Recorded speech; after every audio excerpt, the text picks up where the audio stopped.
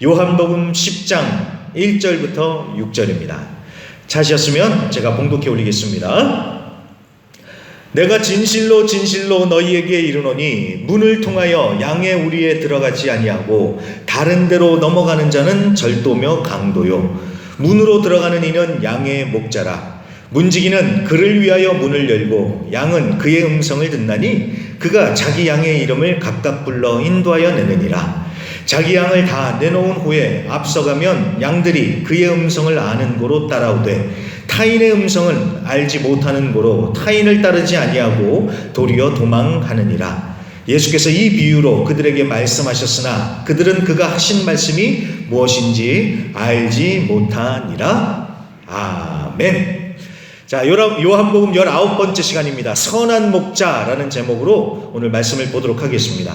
자, 요한복음에는요, 예수님의 자기 선언 7가지가 나옵니다. 7가지. 나는 무엇이다 라고 예수님께서 선언을 하시는데, 자, 첫 번째로 6장에서 나는 생명의 떡이다 라고 예수님께서 말씀을 하셨습니다. 그리고 9장에서는 나는 세상의 빛이다 라고 말씀을 하십니다. 자, 나는 세상의 빛이다 라고 말씀하셨던 것처럼 정말 태어날 때부터 맹인이었던 사람이 실로암이신 예수님을 만나서 빛을 통해 보게 되었죠. 자, 오늘은 이제 예수님의 네 번째 자기 선언이 나옵니다. 나는 양의 문이다. 그리고 나는 선한 목자다 라고 하시는 것으로 오늘 요한복음 10장 전체가 진행이 되니까요. 우리 한번 말씀을 천천히 살펴보도록 하겠습니다. 자, 먼저 1절부터 보세요. 1절에 보시면 자, 중간쯤부터요. 문을 통하여 양의 우리에 들어가지 아니하고 다른 데로 넘어가는 자는 절도며 강도다라고 하는데 뭐 이건 당연한 말이죠. 아니, 문을 놔두고 담을 넘어서 들어가거나 교묘하게 숨어들 필요가 없지요. 도둑이나 담을 넘어 들어가는 것이고요. 목자는 문으로 당당하게 들어가는 것입니다.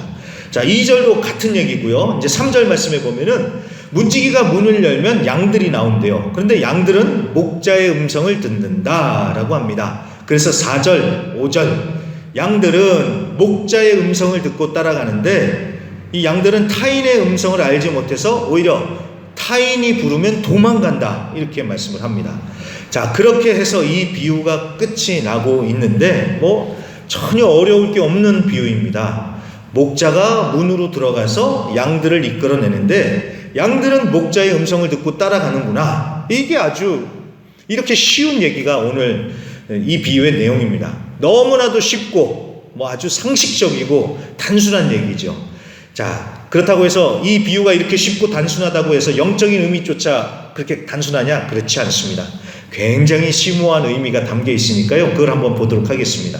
자, 6절까지는 그렇게 비유를 설명하고요. 이제 7절부터 이 비유를 풀어서 예수님께서 설명을 하시는데 잘 보세요. 자, 7절에 보면은 예수님이 나는 양의 문이라 라고 말씀을 하십니다. 그리고 11절에 보면은 나는 선한 목자다 라고 말씀을 하십니다.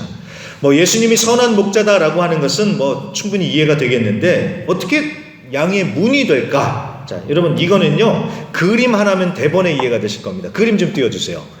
네, 저 그림을 보시면 이거 하나면 딱 이해가 되실 겁니다. 자, 이 예수님께서 사시던 저 팔레스타인 저쪽 동네에서는 이런 식으로 양의 우리를 만들었다고 합니다. 보시면요 쭉 둘러서 담을 쌓아놓고요 한 곳에만 출입구가 있습니다. 그래서 양들이 거기로 들어갔다 나왔다 하는 그런 구조로 되어 있습니다. 근데 잘 보시면요 이쪽에 보시면 출입구에 뭐 나무나 철로 만든 문이 이렇게 달려 있는 게 아니죠. 거기에 사람이 딱 앉아 있습니다. 자, 사람 문이라고 해야 될까요? 자, 목자가 이런 식으로 앉아서 문의 역할을 하는 겁니다. 그래서 양이 들어가고 나가는 그 문을 목자가 저기 딱 앉아서 지키면서 문의 역할을 해주는 거예요. 그러다 보니까 양은 목자라는 저 문을 통해서만 들어가고 나올 수 있게 되어 있죠. 그래서 9절에 오늘 말씀 9절에 보면은 예수님이 그 말씀을 하시는 겁니다. 내가 문이니 누구든지 나로 말미암아 들어가면 구원을 받고 또 들어가며 나오며 꼴을 얻으리라. 예수님을 통해서 들어가서 구원받고 꼴을 얻는다. 즉 부족함 없이 풍성함을 누리게 된다는 겁니다. 자, 이것은 예수님만이 하나님의 나라 영생에 들어가게 하는 문이다라는 그런 뜻입니다. 그러니까 예수님 외에는 다른 문이 없다는 거예요. 다른 문 두들기고 그럴 게 아니라 유일한 구원의 문이신 예수님께 나아가서 예수님만 따라가야 된다. 그 얘기를 하고 있는 겁니다. 자, 그러면서요, 계속해서 11절에 보시면 나는 선한 목자다 라고 하시면서 예수님이 사꾼이랑 비교를 하세요. 그림은 좀 놔두세요. 그림 계속. 자, 이 사꾼이란 비교를 하시는데, 자, 선한 목자는 양들을 위해서 자기 목숨을 버려요. 하지만 사꾼은 어떻습니까? 양을 이렇게 지키고 있다가도 일이나 맹수가 오면 양을 버리고 어떻게 한대요? 도망간다고 하죠. 자, 뭐 이건 익히 잘 아시는 얘기라서 뭐 큰 설명이 필요 없겠는데, 그래도 이 얘기는 꼭 해야 되겠습니다. 여러분, 이 사꾼에 대해서 굉장히 우리가 안 좋게 생각을 하죠. 왜냐하면 이 선한 목자와 반대되는 이미지라고 생각하니까 사꾼은 굉장히 악하게, 그러니까 나쁜 놈으로 그렇게 생각할 때가 많습니다. 그래서 사꾼, 그럼 아주 나쁜 악질이라고 생각하기가 쉬운데, 근데 여러분 잘 생각해 보시면요, 사꾼은 말 그대로 삭을 받고 고용된 일꾼입니다. 이해가 되셨죠? 이 봉급을 받고 일당을 받고 고용된 일꾼이에요. 그래서 고용된 일꾼이니까 어떻게 하겠어요? 자기가 할 만큼만, 받은 만큼만 일하면 되는 지극히 평범한 일반적인 종업원이에요. 종업원. 네, 종업원이요. 여러분, 종업원은요, 월급 받고 일하니까 출근 시간 되면 출근하고, 그래서 주인이 하라고 시킨 거 하면 됩니다. 그러다가 퇴근 시간 되면 가는 거예요. 네, 이게 바로 사꾼입니다. 사꾼. 요새 MG 회사원들이 그런 데잖아요. MG요, MG. 정시에 딱 출근을 해서 일하다가 칼퇴근을 한다고 하지 않습니까? 상사가 아직 퇴근을 안 하고 일을 하고 있어도 퇴근 시간 되면 정확하게 퇴근을 한답니다. 그리고 이런 경우도 있답니다. 상사가 자네 내 회사라고 생각하고 열심히 일하게 이렇게 얘기를 하면요, MZ세대는 그렇게 대답한대요. 아니, 저는 직원인데 왜 열심히 일을 해야 합니까? 이렇게 오히려 반문을 한다고 합니다. 이게 MZ세대가 이렇다고 합니다. 자, 기성세대가 보기에는 좀 뭐가 없어 보여요. 그런데 여러분, MZ 입장에서는 이게 당연한 거죠. 아니, 출근 시간이 있고 퇴근 시간이 있는데 그러려면 왜 정해놨어요? 그렇죠? 그리고 MZ라고 해서 일을 안 하는 게 아닙니다. 정해진 시간 내내 받은 만큼 열심히 일을 해요. 일을 합니다. 자, 사꾼도 그렇다는 거예요. 사꾼도 종업원인데 받은 만큼은 열심히 일을 해요. 안 하는 게 아닙니다. 일을 해요. 근무 시간에는 열심히 일을 해요. 그렇다고 해서 사자나 이리가 달라드는데 호랑이가 막 뛰어들어온다고 한번 생각해 보십시오. 내 목숨을 바쳐서 막 양을 지키고 그러지는 않죠. 이건 상식입니다. 그러니까 사꾼을 꼭 나쁘게만 생각할 게 아니라는 거예요. 자, 그런데 사꾼은 그렇게 아주 상식적으로 행동을 하는데, 일을 하는데, 목자는 다르다는 겁니다. 목자는 달라요. 목자는 끝까지 양을 지키려고 하고 목숨까지도 버린다는 겁니다. 양을 지키기 위해서. 다윗도 그러지 않았습니까? 다윗은 양을 치던 중에 사자나 곰이 달려들면 양을 버려두고 도망간 게 아니라 자기 막대기, 물매로 맹수들을 쫓으면서 양을 보호했다고 하잖아요. 그래서 그런 실전 경험이 쌓여서 골리앗 앞에 두려움 없이 서서 그냥 물매로 골리앗을 쓰러뜨린 것 아닙니까? 목자는 그렇다는 거예요. 양을 지키기 위해서 목숨을 건다는 거예요. 이게 바로 진짜 목자, 참 목자라는 건데, 그래서 여러분, 오늘 선한 목자다라고 했었을 때 여러분 잘 보셔야 돼요. 이걸 그냥 착하고 좋은 목자다라고 생각할 게 아니라 진짜 목자, 참 목자라는 그런 의미로 여러분 이 선한 목자라는 것을 이해를 하셔야 돼요. 진짜 목자, 참 목자, 양들을 위해서 목숨을 바치는 목자, 이게 진짜 참 목자라는 건데, 누가 그런 목자라고요? 예수님이 그런 참 목자, 진짜 목자라는 겁니다. 예수님이요, 예수님. 다른 누구도 아니고 예수님이 진짜 목자라는 것입니다. 근데 예수님이 정말 그러지 않으셨습니까? 예수님은 우리를 살리기 위해서 기꺼이 십자가에 목숨을 내어 주셨습니다. 그렇게 해서 우리에게 구원을 주시고 생명과 풍성함을 주셨습니다. 여러분, 이 세상에서 누군가 날 위해 죽어준다는 게 어디 흔한 일입니까? 여러분, 그런 게 어디 있어요? 세상은요, 너 죽고 나 살자예요. 너를 희생시켜서 내가 살겠다. 그리고 내가 잘 돼야겠다. 이게 세상 돌아가는 법칙 아닙니까? 나를 희생할 테니까 네가 잘 되라. 여러분, 이건 영화나 드라마에서나 나오는 얘기죠. 우리 여기 학생들도 있는데요. 여러분 잘 생각하셔야 돼요. 여러분, 이 세상에서 정말 부모님 빼고 여러분들을 위해서 죽어줄 사람 없습니다. 부모님의 잔소리 싫지요. 그리고 부모님들이 막 이래라 저래라 하면 깝깝하게 느껴지지요. 그런데 여러분 꼭 명심해 주세요. 부모님, 여러분의 부모님 외에 여러분을 위해서 죽어줄 사람 없어요. 친구, 무슨 형, 부모님밖에 없어요. 물론 요새는요, 세상이 하도 미쳐 돌아가서 부모가 살겠다고 자식 죽이는 일도 빈번해지더라고요. 근데 아무튼 간에 여러분, 세상에서 누군가가 날 위해서 죽어준다, 이거는 말이 안 됩니다. 그런데 그 말이 안 되는 일을 누가 하셨다고요? 예수님이 하셨다는 거예요. 예수님이요. 날 위해, 우리를 위하여 십자가에 목숨을 내어 주셨다. 그래서 예수님이 우리의 선한 목자, 참 목자가 되셨다. 이것을 믿는다면 여러분, 그게 바로 은혜다라는 겁니다. 그게 믿어진다면요, 그게 은혜예요. 은혜. 아, 예수님이 날 이처럼 사랑하사 자기 목숨까지 내어주셔서 날 구원해 주셨구나. 이게 믿어지고 깨달아지면 이게 진짜 최고의 은혜요, 복이다라는 것입니다. 네. 자, 그렇게 해서 선한 목자, 참 목자는 양을 위해서 생명을 내어준다. 이게 첫 번째고요. 둘째로, 진짜 선한 목자, 참 목자는 양들을 알고 양들도 목자를 알아서 목자의 음성을 듣고 따라간다, 이 얘기입니다. 자, 3절부터 한번 다시 보세요. 3절에 보시면 목자는 양의 이름을 각각 불러 인도하여 낸다 그러죠. 자, 양의 이름을 각각 부르는데요. 양의 이름을요. 모르겠습니다. 어떻게 이름을 붙이는지 모르겠지만 일식이, 이식이, 끝식이 이렇게 부를까요? 아무튼 우리가 보기에는 양들 다 똑같잖아요. 그 양이 다 그 양 같잖아요. 근데 목자는 아니라는 것이죠. 정말 그런 것 같아요. 저는 동물을 잘 키우지 않아서 모르겠는데, 이 집에 애완동물이나 이런 거 키우시는 분들을 보면은요, 제가 보기에는 2마리 강아지가 있어도 똑같이 보여요. 근데 주인들은 다 다르더라고요. 얘도 이름이 있고 얘도 이름이 있고, 저는 얘가 얘고 얘가 얘 같은데 주인들은 안 그러더라고요. 하나하나 이름을 알고 다 다르게 부르더라고요. 자, 목자들도 그렇다는 거예요. 그 많은 양들을 하나하나 이름을 붙여서 키운다는 겁니다. 왜 그렇습니까? 그만큼 애정을 가지고 키운다는 것이죠. 자, 그런데 재미있는 것은요, 양들도 목자를 알아보고 목자의 음성을 들으면서 따라간다는 겁니다. 자, 그림을 다시 한번 봐주세요. 이 그림을 보시면요, 이 당시에 양의 우리가 이렇게 생겼다 그러죠.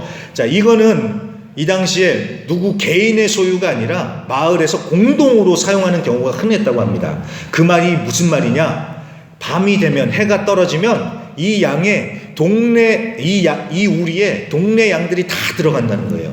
다 여기 와서 밤새 있다는 겁니다. 그러면 양들의 그 시대에 무슨 누구네 양이라고 이름표를 써놨겠어요? 아니면 GPS를 달아놨겠습니까? 그런 거 없어요.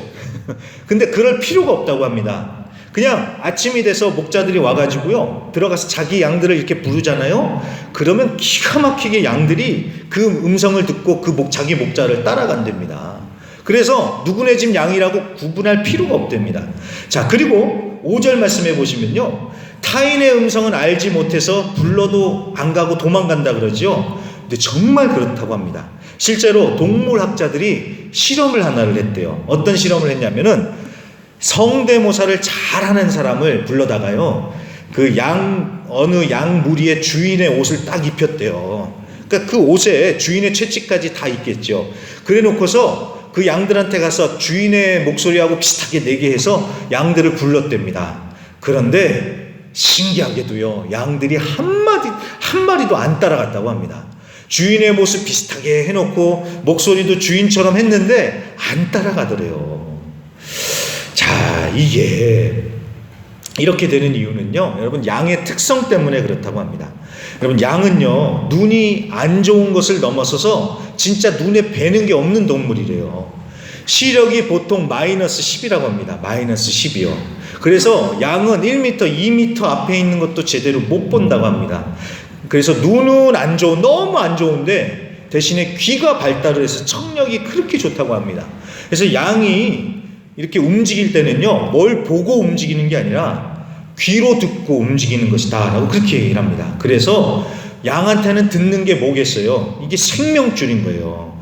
양은 듣는 것에 아주 죽고 사는 게 달려있는 겁니다. 그래서 양은 진짜 살기 위해서라면요, 자기 목자 음성을 듣고 따라가야 돼요. 안 그러면 괜히 비슷하다고 해서 다른 음성 듣고 따라갔잖아요. 어떻게 될까요? 절벽에 떨어져서 죽거나 통구이가 되는 겁니다. 아르헨티나에 엘칼라파테라는 관광지가 있는데 거기가 양고기가 그렇게 유명하대요. 양을 그냥 아사도처럼 이렇게 통으로 굽는데 양이 잘못 듣고 그 엘칼라파테 가면은 그렇게 통구이가 되는 거예요. 그러면서 인생 끝나는 겁니다. 그래서 여러분, 양에게는 목자의 음성이 생명줄입니다. 그렇기 때문에 그 양이 누군가를 따라간다? 그러면은 그 사람은 그 양의 목자, 참 목자, 선한 목자가 될 수밖에 없다라는 겁니다. 그렇기 때문에 오늘 하시는 말씀이 이거예요. 예수님을 따라가는 사람들은 예수님의 양들이고, 예수님을 따르지 않고 거부하는 사람들은 예수님의 양이 아니다라는 것입니다.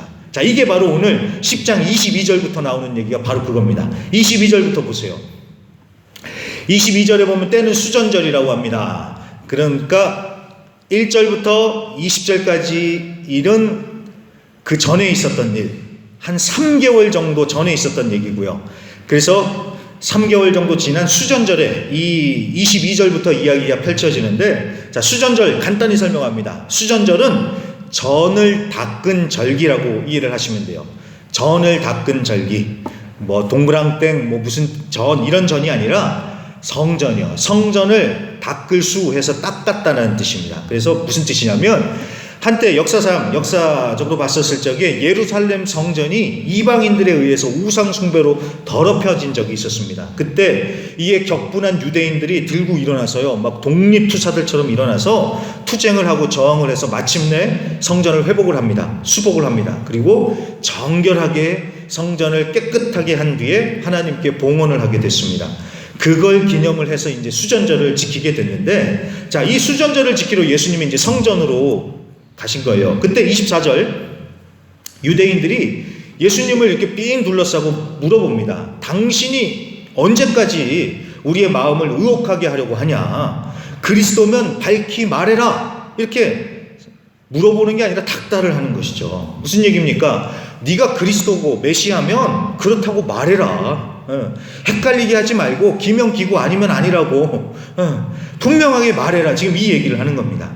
이건 진짜 예수님을 믿겠다라고 하는 게 아니라 예수님이 뭔가 말실수 하나라도 하면은 그걸 꼬투리 잡아서 잡아가려고 하는 것이죠. 그걸 예수님이 왜 모르시겠어요? 그래서 25절에 예수님이 뭐라고 말씀하십니까? 내가 이미 말했는데 너희가 믿지 않았다라고 이렇게 말씀하시죠. 내가 이미 말했는데 너희는 믿지 않았다, 믿지 않는다라고 말씀하십니다. 자, 예수님은 지금까지 계속해서요, 당신이 구원자시요 하나님의 아들이시다라고 계속 말씀하셨습니다. 근데 말씀만 하셨습니까? 여러 가지 기적들, 표적들도 보여주셨죠. 오병이어의 표적도 보여주시고 맹인이 눈을 뜨는 표적도 보여주시고, 근데 이 사람들은 안 믿어요. 말로도 알려주고 보여주기도 했는데 안 믿더라는 거예요. 자, 그리고 31절부터 33절을 보시면 이 사람들이 예수님을 죽이려고 하죠. 예수님이 자칭 하나님이라고 했다고, 신성 모독이라고 하면서 돌로 쳐 죽입니다.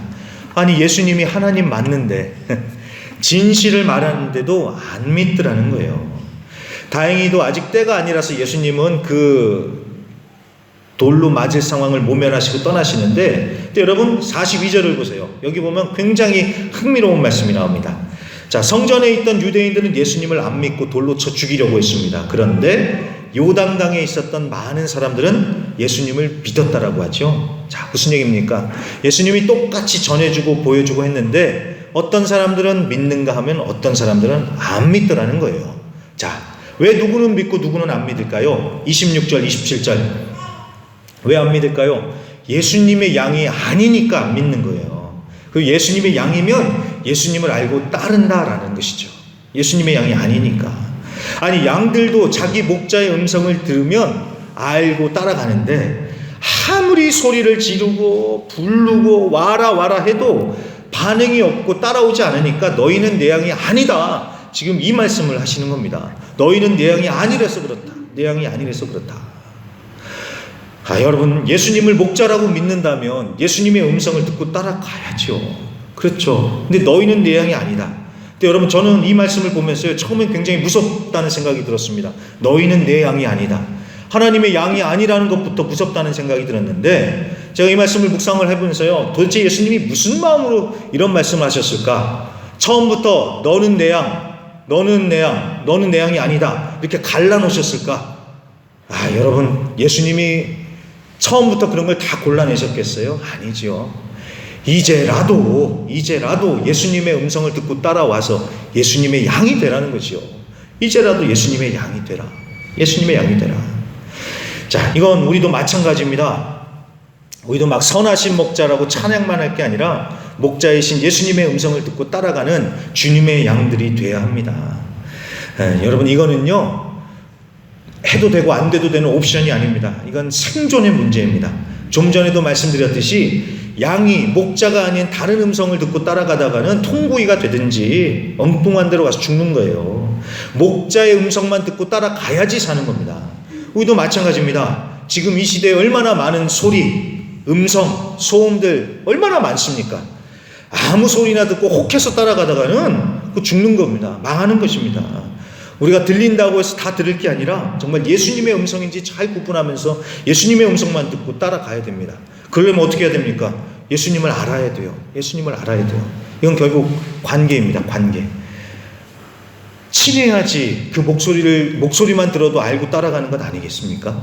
예수님과 친해지면서 관계가 깊어져야지 예수님의 음성을 알아들을 수 있는 것 아니겠습니까? 오늘 10장에도 보면은 양도 그 목자의 음성을 안다 그랬잖아요. 목자를 안다고 하잖아요. 관계입니다. 관계.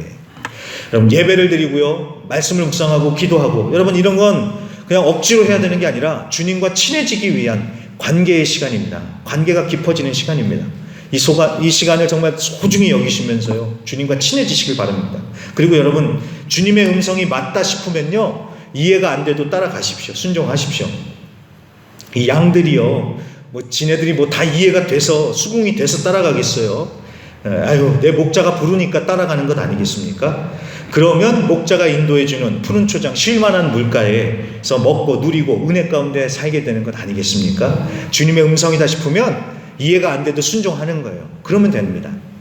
제가 이번에요, 같은 시기에 선교팀 두 팀을 만나게 됐는데, 선교팀 두 팀이 같은 시기에 우리 파라과이를 방문을 했습니다. 여의도 순복음교회 월드미션 청년 선교팀, 그리고 아르헨티나 순복음교회 선교팀이 왔었는데, 여의도 순복음교회 선교팀은 앵가로 가는 길에 잠깐 들렸던 것이고요, 아르헨티나 선교팀도 마찬가지로 다른 데 왔다가 우리 교회에서 하루 사역을 하고 갔습니다. 근데 재밌는 게 뭐냐면요, 이 두 팀이요, 온 곳은 달라요. 근데 하는 말은 똑같아요.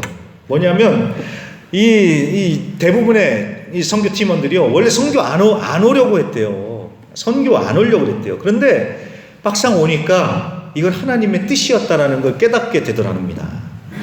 어제 월드미션 팀이 이제 우리 여기 아순시온 공항을 통해서 이제 출국을 했거든요. 가서 이제 공항으로 픽업을 해줬는데, 가면서 한 청년과 얘기를 하는데요, 이 청년이 눈물을 흘리면서 말이요, 목사님, 한국에서 여기 남미까지 온다는 게 쉽지 않은데, 그래서 사실 안 오려고 했는데, 그래서 그래도 순종해서 오니까 이게 다 하나님의 일이었고, 선교도 선교지만 저를 훈련시키고 제게 은혜를 주시려고 부르신 것이라는 걸 깨달았습니다. 이렇게 얘기를 하더라고요.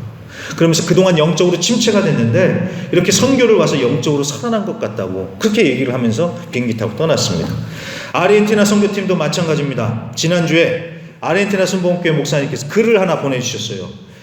선교팀에 참석했던 한 청년이 쓴 글인데, 이 목사님이 읽고 너무 은혜가 돼가지고 저한테도 공유를 해주셨다고 보내주셨습니다. 그래서 저도 읽어봤죠. 이 청년이 이런 글을 쓸까라고 제가 굉장히 놀랐는데요. 그 글에 그 청년도 그러더라고요. 비슷한 얘기를 써놨습니다.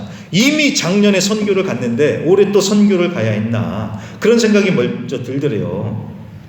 근데 선교 여행 전에 수련회가 있었는데 거기 참석을 했는데 그때 느꼈답니다. 하나님께서 이미 마음을 준비시키고 계셨다구나. 그걸 느낀 거예요. 이 주님의 음성을 받은 거죠. 그래서 그 음성 믿고 순종해서 갔는데 가니까 정말 이 모든 게 다 주님의 계획이었고 뜻이었다는 것을 이 청년이 몸으로 체험을 한 겁니다. 무려 53페이지나 되는 글입니다.